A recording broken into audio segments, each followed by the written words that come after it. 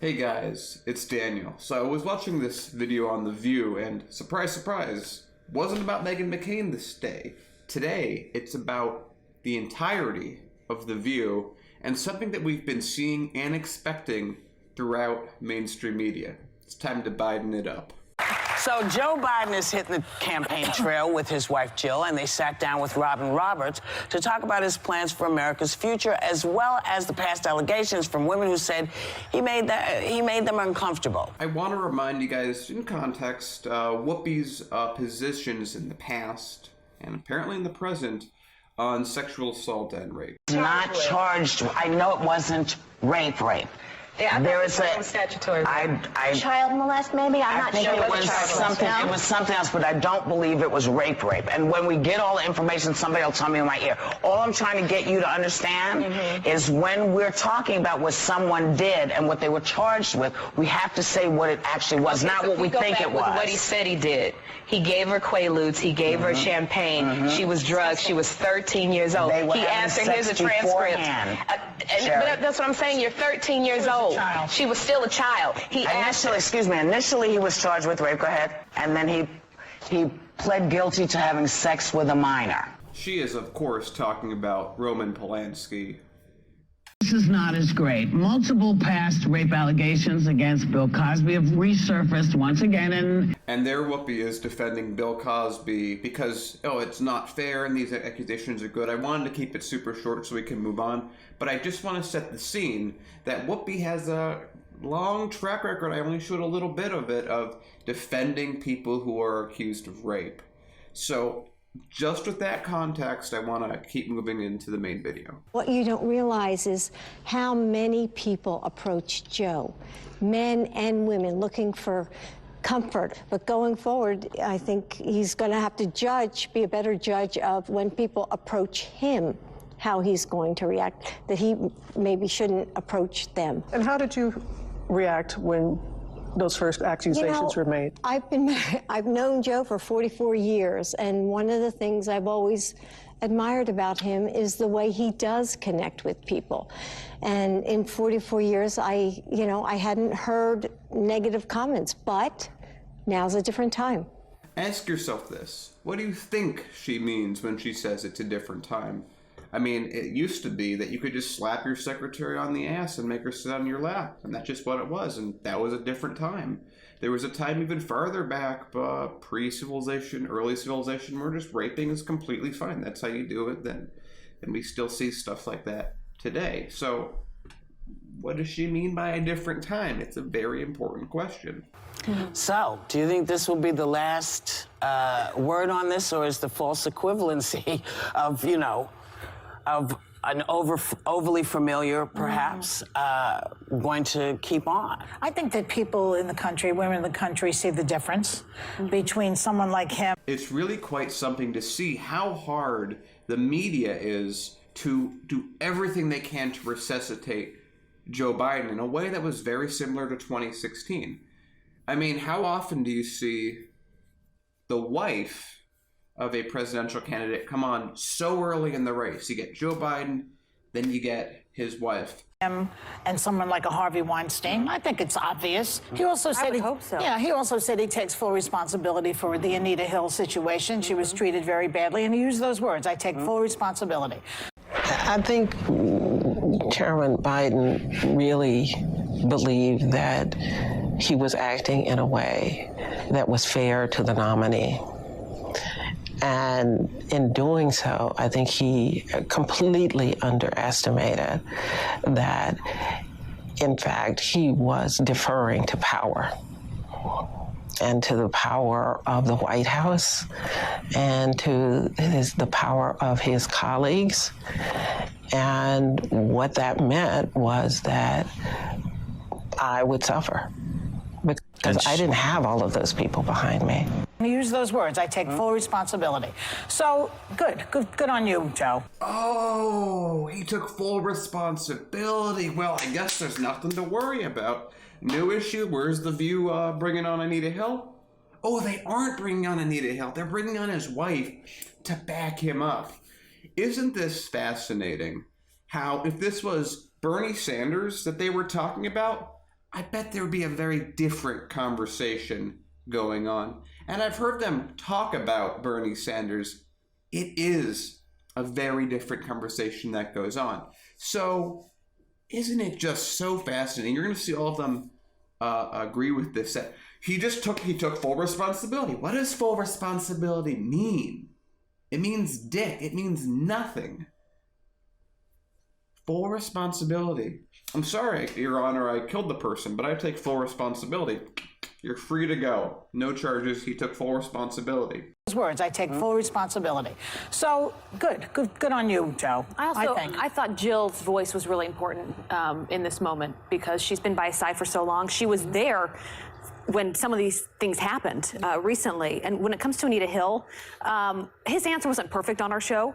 He sort of went around in circles. He probably could have just simply apologized and moved on.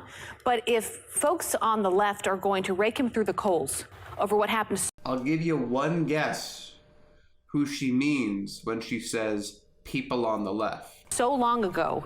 I don't know, folks. I think just folks. I don't know if it's left or right when it comes to this. Well, anyone. If they're going to rake him over the coals, then you deserve Trump.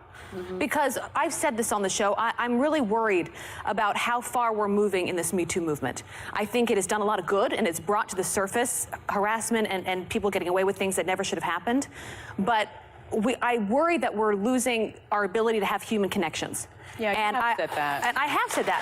And I talked recently, I had dinner with a friend who runs a startup company in Palo Alto, and he said, we don't do happy hours together. The men go separately. He said, we have a rule where there are no hugs. Yeah. We have only glass.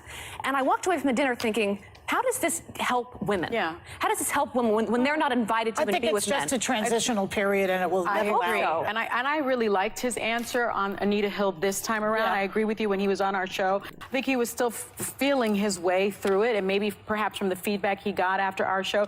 He said, she did not get a fair hearing. She did not get treated well. That's my responsibility. I take responsibility as the committee chairman that she did not get treated well. Yeah, that's good. And that's what he needed to say, because he said on our show, well, I don't feel like I treated her badly. Welcome, Professor Hill. Thank you. Can you tell the committee what was the most embarrassing of all the incidences that you have alleged? You testified this morning that the most embarrassing question involved, this is not too bad, women's large breasts. That's a word we use all the time. You testified, you drew an inference that Judge Thomas might want you to look at pornographic films, but you told the FBI specifically that he never asked you to watch the films. Is that correct? The fact is, flatly, he never asked you to look at pornographic movies with him. Quote, this is not too bad, I can read it. Thomas liked to discuss specific sex acts and frequency of sex, close quote. You said you took it to mean Judge Thomas wanted to have sex with you, but in fact, he never did ask you to have sex, correct? No, he did not ask me to have sex. He did continually pressure me to go out with him continually, and he would not accept my explanation as one as being valid.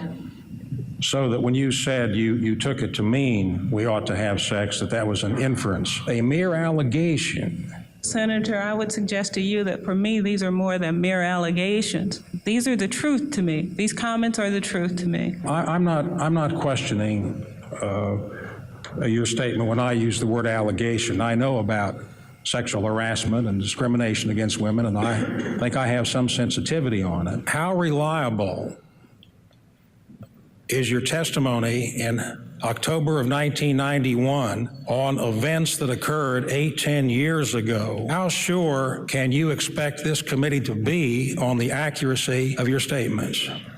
I guess one really does have to understand something about the nature of sexual harassment.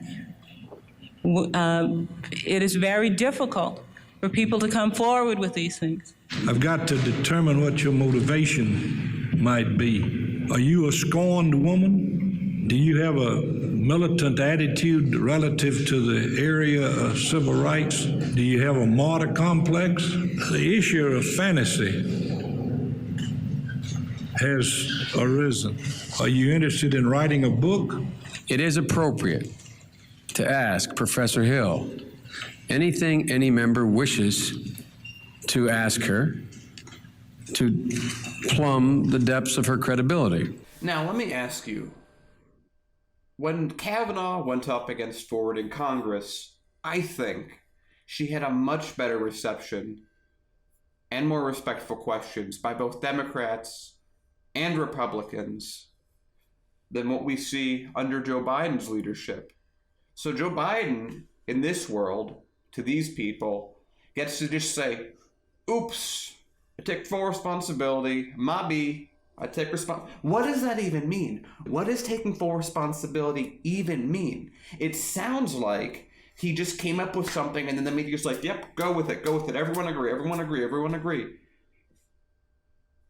Is this really the best that we have to expect? And I want to point out again, what kind of scenario are we living with when everyone on The View is agreeing with each other on such a subject? That is fine. He said she was treated badly. Yeah, that is fine. But if you're the committee chairperson and she didn't get treated well, that was on your watch. Yeah, that's right. And so I think once he said that, that should put that to bed. He never voted for Clarence Thomas. And he that didn't should be vote put for out Clarence there yet Thomas. again. He did not. That should be the end of it. And I think Jill's voice also was very important. We know Joe Biden. He is someone that comforts through touch. He was comforted through all his tragedies through touch. And I think that's how he shows empathy. But we're in a different time now. I agree with Abby. I hugged him backstage. Rather than have you guys suffer by sitting through Meghan McCain, I'm just gonna do a little something. Him on camera. I hugged him everywhere. He makes me feel better when he's around. I get sad and I'm in grief and I want him to hug me.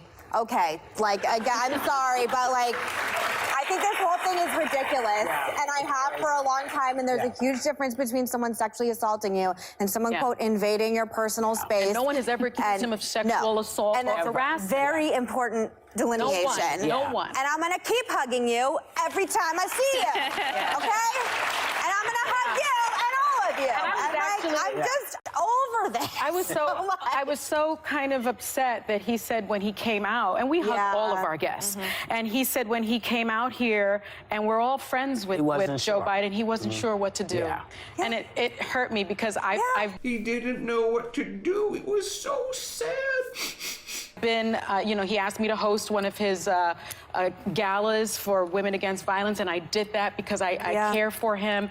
And when he came out, he just held my hand. Say that event again, Women Against Violence? Women Against Violence. I mean, he does a lot of work in that space, in the domestic violence. Isn't it interesting how Joe Biden just happens to be doing this gala that he's super passionate about? It's not like this has happened before with many other people who are predators, where they get close to the women in some way, shape, or form and then say, hey, I'm actually the good guy. I'm doing the good work at this good thing for these good women. Is that really a defense? Would they use that as a defense for anyone else that isn't as powerful and as close to them as Joe Biden? Do people really believe that if this argument was with anyone else, we would be getting this reaction and this consensus? I think not. Space, and when he just held my hand, I took his lead. Well, he's pulling ahead. But I mean, he's totally. He's It's not. We already did a video on this, several videos. He's not pulling ahead. Faking scores, doing polls that don't talk to most of the people in the country. Check out our stuff on this. We've already went into detail. Those weren't real polls. It's manufactured consensus so that people think that Biden is pulling ahead because they're so worried that he won't take off. But this is not making an impact. And I will say, do you know what it is? He has the International Association of Firefighters Unions that just endorsed him. Much like in 2016, he has the union leadership of the International Association of Firefighters, not the union members. This was a big deal in 2016. If you don't remember, way back with Hillary, she would get these large unions, the leadership, to back her, which means that they're going to fund them with money, which will help him try and get small donor stuff, et cetera, et cetera, et cetera. But the leadership is who makes this decision, not the union members. And in this case, the firefighters union, the leadership voted for Biden, not the membership. It's incredibly important to remember. It's the difference of talking about 1/3 people supporting Joe Biden and maybe a few hundred people, maybe less than 100 people. I'm not exactly sure how big leadership in union is. But if it's a board, it might just be 15 people, for all I know. So they're going for polls that don't work, and the Union of Firefighters, which is anywhere from 15 to a few hundred people, that are going to take union money and now support Joe Biden with it. So very important. This is exactly what happened in 2016. It wouldn't surprise me if the membership speaks out against this. Which, by the way, they did not endorse in 2016. They couldn't bring themselves to endorse Trump or Hillary. It is a big, big get, especially in places like New Hampshire. Yeah. And when you're talking about union workers, first response people, firefighters. Isn't it also interesting with this firefighters union how they didn't endorse anyone in the primaries or the general election last time, but 600 days before the election, or however many days it is, they go for Biden. I wonder what he promised them. It must have been nice. Policemen, things like that, that is a foreseeable pathway to the White House. And just really quick, President Trump was clearly angered by it because he tweeted, the dues-sucking firefighter leadership will always support Democrats, even though the membership wants The what some sucking? things never. Dues-sucking. Yes. And again, from the man who never pays his workers. But he's clearly threatened by this because it's hitting in his home turf, which is blue-collar union workers, middle of the country, and he's clearly threatened by this. What's interesting about all of this, I don't even know what that means. It doesn't mean anything. It doesn't mean anything. It's meant to do this. Doesn't mean everything. Everything's fine. Joe Biden's going to win. They've already endorsed him. Fantastic. Woo! Firefighters. Yeah. I don't care how you feel. Have some respect for unions. Clearly, unions threaten you. They always have. Yeah, tell that to Joe Biden when he passed NAFTA or when he tried very hard to pass TPP. Joe Biden may care about union dollars and union support and endorsement, but he doesn't really care about the balance of power between corporations and unions. If you look at his track record, he's hurt unions time after time while giving little specific throwouts to the people that support him, just like any other neoliberal. You're only valuable to him as long as you support him, and he needs your support. Otherwise, your jobs are going to China, jobs are going away, and sucks to be you. But he probably also took full responsibility, so it's probably fine. Because they don't let you just run roughshod. They're not always great. They do have issues, and everybody gets it, but you can balance with it. But this idea that, a lot of folks have said, well, it's, let's bust this union. Unions aren't good. They are good. They give us the amount of time we can work. They say, hey, you can't work longer than this. You can't have your kids working here anymore like this. Quite an interesting way of segmenting from, hey, he got the union leaders of a single union to back him, to, aren't unions fantastic? And it's such an odd way of doing things. You can't do this. So, I just think it's interesting. And there you have it. Something truly terrifying. A situation where everyone on The View agrees. And you know what they say when all the media is saying the same thing at the same time? Do the opposite. This is what manufactured consent looks like. You see on CNN, MSN, talk shows everywhere. Everyone's doing everything they can to put as much of their fist through this process, put as much of their elbow on the table through this process. They're up on the scale through this process, elbows everywhere, to make Joe Biden stick. And you know what they wouldn't have to do? They wouldn't have to do this if they felt confident that Joe Biden was going to do well. This is the action that they're taking because they're terrified of the new left. The left that fights for your rights, for your benefit, that wants you to have health care that's paid for, that wants you to be able to go to college without going into debt, that wants you to live in a world with clean air and clean water and solar panels, wind, geothermal, other things, instead of coal and oil. Joe Biden represents the death of civilization in the future because the policies he will carry out, what's he going to do about, do you really think that Joe Biden's going to take out coal and oil and, oh, look at that? No. He's going to maintain the status quo that Obama made.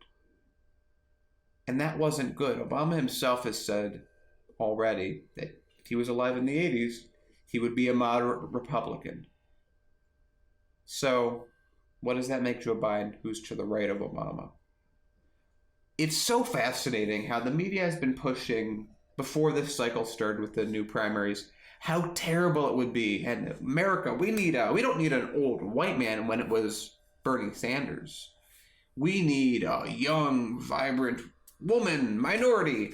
And that was Kamala Harris, who's still getting a lot of baggage, but she didn't take off. So Beto O'Rourke came up and he didn't take off.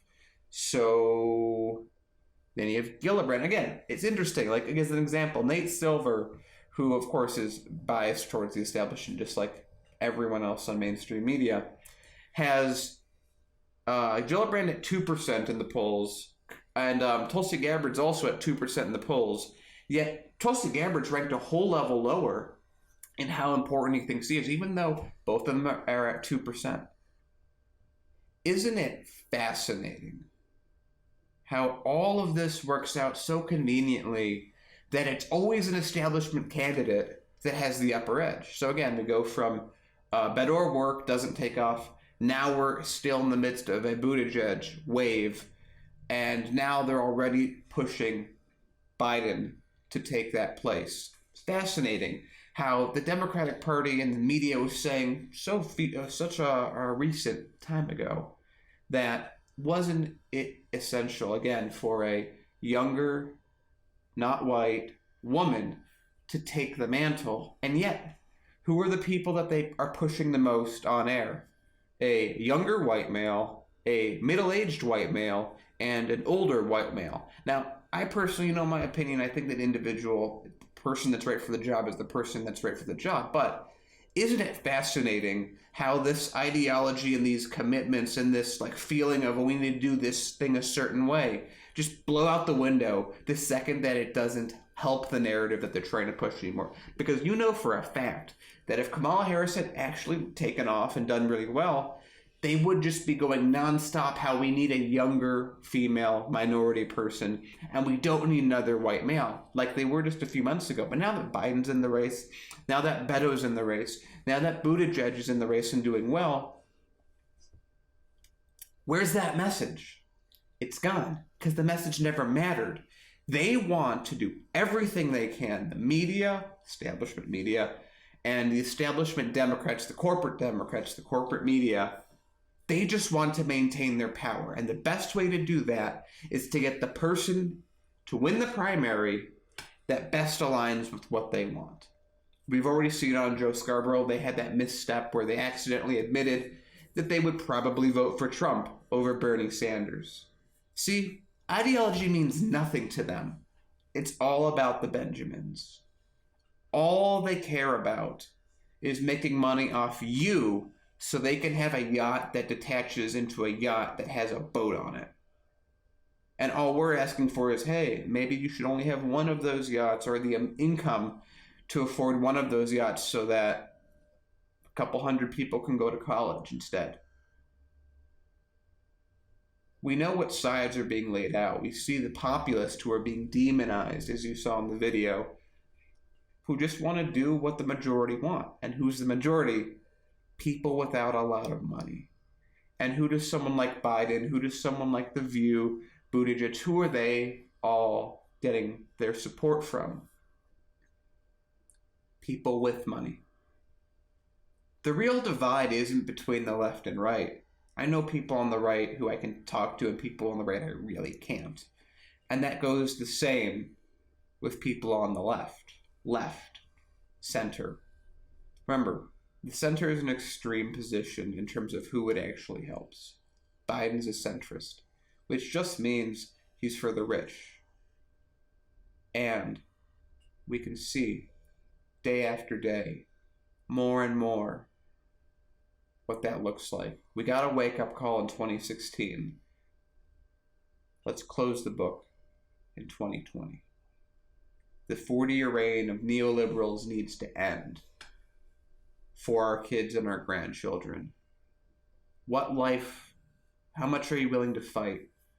What life do you think matters to your kids? And what is it worth doing now? Is it worth fighting right now for them? Or should we just shrug and say, if we get Biden, I'll vote for him? All voting for Biden is going to do, if he wins and becomes president, my biggest fear is that exactly what happened after Obama is going to happen after him again. Things aren't going to get better. Stuff is going to go bad. There will be either a recession this year, or when he is president, he will bail out the banks. And then what happens? What happens to climate change when he doesn't do anything about it? 2020 is the most important election of the last 60 years. This is going to determine where the country's going.